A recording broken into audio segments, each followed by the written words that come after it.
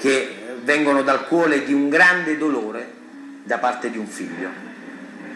A te, mamma, che grande femmina sei stata, ma c'era la vita e tanto amore. 9 figlie, tutte maschi, che la speranza è piena femmina. E nonostante ciò, tutto tu ci hai imparato a fare.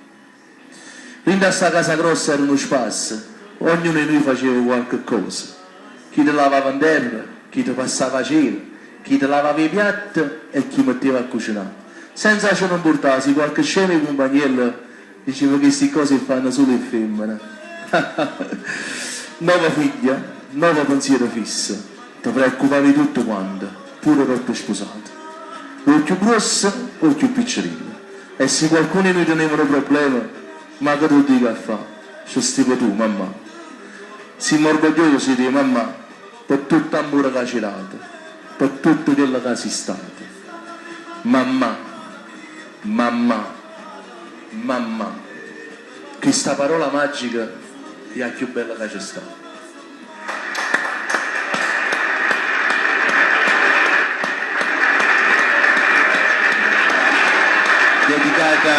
Dedicata a tutte le persone che come me non hanno più la mamma.